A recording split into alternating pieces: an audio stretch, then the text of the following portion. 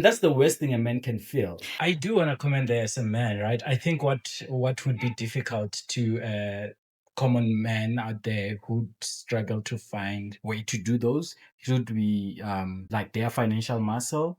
Of course, one can be there physically and all that, but that physicality, if I may put it like that, there comes a point in time where it needs financial backup a lot.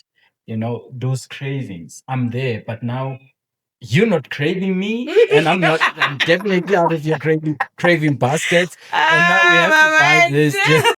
Do you understand what I mean? So when someone go through that, they will think, "Ukuthi, eish, I have to be financially okay." That's why, and I don't know, but I think it has gotten beyond and above the thing of Ukuthi, you'd have money only to date. This money thing affect many layers in the relationship that people would end up not even wanting to go in depth of anything, like having a child and all that. Did you understand? Or maybe just avoiding a child. I love my space when I see Scotland. I love the work that I do, like you love yours. That's why like I see the light in your face when you talk about it, right?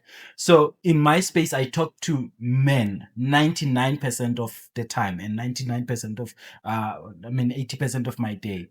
When you see a guy maybe leaving a child and not being supportive or just deciding to ditch a child and the mom, it's because it would be because sometimes it would be because of they know if they are there, they have to buy nappies. Right? Manela, I can hear where you're going. No. You will come back on that. You'll come back on that. I can hear where you are going. All right. The referee. Okay, pause. Umfana kasebenzi. And then mina ngiyasebenza. Okay, yima. No, but am I working? You're not working too, Okay. right?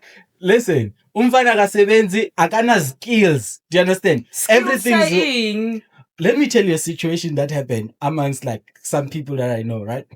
A person that I know. They were in the club, right? And it was a white nightstand, and they ended up having a baby.